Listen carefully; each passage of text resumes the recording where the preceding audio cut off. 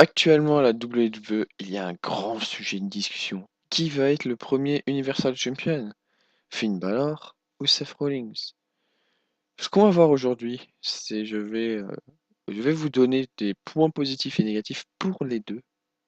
Pourquoi ce serait bien qu'il soit champion et pourquoi ça c'est bien, pas bien qu'il soit champion. Et à la fin, je donnerai mon avis personnel. Allez, c'est parti. Je rappelle, je tourne cette vidéo avant d'avoir regardé le Raw du 1er août, donc j'ai juste le premier Raw de après le draft. Donc on va commencer avec Finn Balor. Finn Balor qui a fait ses débuts lors du Raw du 1er août, qui gagne un Fatal 4-Way pour ensuite aller dans le main event face à Roman Reigns et il gagne ce main event pour affronter Seth Rollins à SummerSlam. Alors c'était un des meilleurs débuts des Raw de tous les temps. Attendez, je regarde mes notes. Mais... Et du coup, si on sait qu'il a la chance de devenir le premier Universal Champion. Il y a plusieurs points positifs à ça. Premièrement, ça légitimerait NXT. Ça ferait du genre, waouh, NXT peut vraiment créer des stars.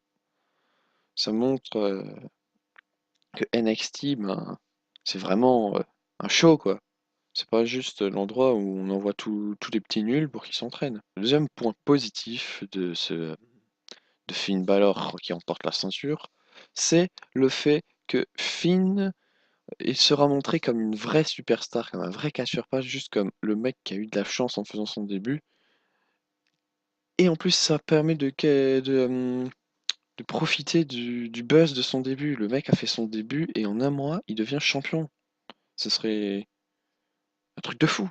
Ce serait parfait pour faire du buzz et pour obliger les gens à aller vers Raw. Et enfin, le dernier point pour Finn Balor en tant que premier Universal Champion de Raw, ça nous donnerait un champion avec un nouveau visage pour la nouvelle ère. Pour l'instant, on a eu quasiment il y en a eu le Shield en tant que champion, toujours pour la WWE, et maintenant avoir genre quelqu'un en dehors du Shield, ça vraiment ça changerait.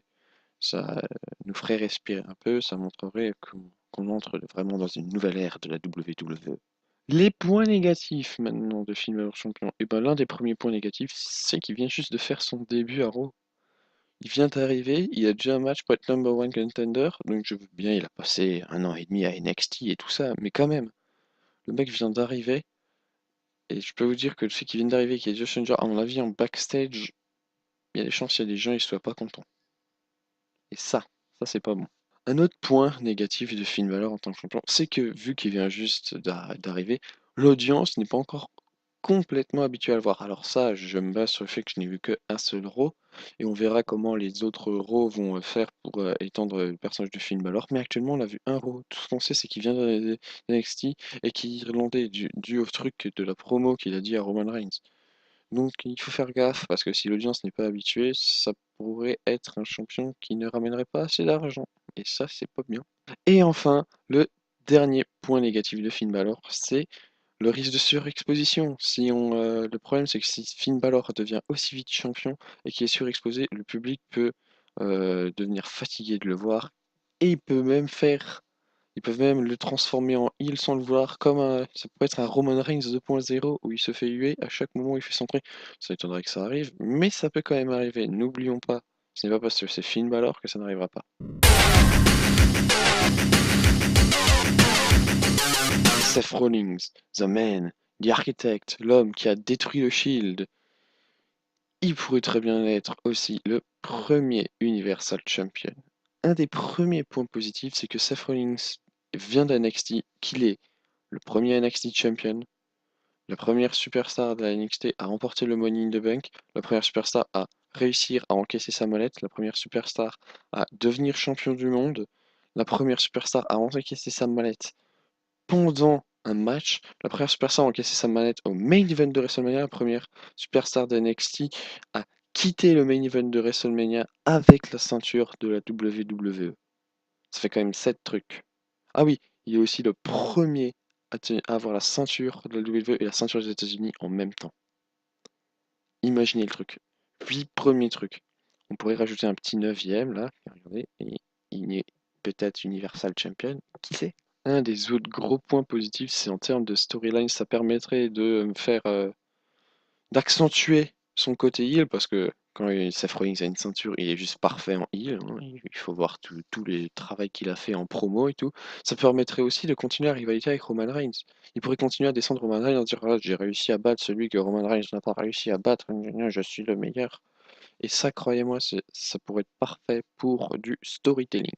Et enfin, dernier vraiment point positif, c'est que le fait qu'il remporte la ceinture et qu'il devienne le premier Universal Champion, c'est ça justifierait le fait que ce soit le numéro 1 qui a été choisi au draft alors qu'il n'était pas champion et que il a été choisi comme ça pour direct bypasser tout le tournoi et aller directement en finale à SummerSlam. Il n'a pas eu besoin de se qualifier et il a été choisi par Stephanie McMahon, hein, on précise, hein. Donc voilà, ça pourrait justifier ça, le fait qu'il devienne champion assez rapidement. Les points négatifs de Seth Rollins maintenant. Le premier point négatif, il suffit de revoir son ancien règne en tant que champion de la WWE. Il faisait des très bons matchs, mais le problème c'est comment il était portrayé à la télévision. C'était tout le temps un fuyard, il perdait quasiment tous ses matchs qui n'étaient pas pour la ceinture. C'était waouh, c'était loin d'être un champion, quoi. Il arrêtait pas de perdre, il ne ramenait pas, il y avait des fois des raws. Je me souviens d'une photo, pardon, je tapais le micro. Je me souviens d'une photo que j'avais vue où on voit Seth Rollins sur le ring et il y a quasiment pas de public. Et ça c'est dangereux. Le deuxième point négatif, c'est que Seth Rollins va gagner la ceinture en tant que heel. Le problème, le public veut l'acclamer. Il suffit de voir à chaque fois qu'il descend Roman Reigns pour se moquer de lui. Le public chante pour lui. Le public veut que Seth Rollins soit un gentil, pas un méchant. Le problème, c'est que s'il remporte la ceinture méchant, c'est c'est parce que le public veut. Enfin, c'est ce que le public veut, mais c'est pas ce que le public veut, donc c'est vachement compliqué quand même, hein. Et enfin, le dernier point négatif de Seth Rollins en tant que champion, c'est qu'il a été champion il n'y a pas si longtemps, pendant un assez long règne de 220 jours. Du coup, il y a le problème de New Era, same old shit. Et ça pourrait être la nouvelle ère, mais c'est toujours les mêmes qui sont champions, même si c'est la nouvelle ère. Et ça pourrait être considéré comme un point négatif, mais encore c'est à accentuer vu que, voilà, Seth Rollins, bon, c'est Seth Rollins quoi. Du coup voilà, on a pesé le pour et le contre pour Finn Balor et Seth Rollins. Je vais vous donner mon propre avis. Alors pour moi personnellement, je pense que c'est Seth Rollins qui gagnera la ceinture. Tout simplement parce que Finn Balor vient juste d'arriver. L'audience est loin d'être adaptée encore à le voir. Et puis Seth Rollins est là depuis plus longtemps. Et s'ils veulent vraiment faire de Seth Rollins The Man, le numéro 1 de Raw, il a besoin de gagner la ceinture pour ça. Donc je pense que c'est Seth Rollins qui quittera SummerSlam en tant que premier WWE Universal Champion.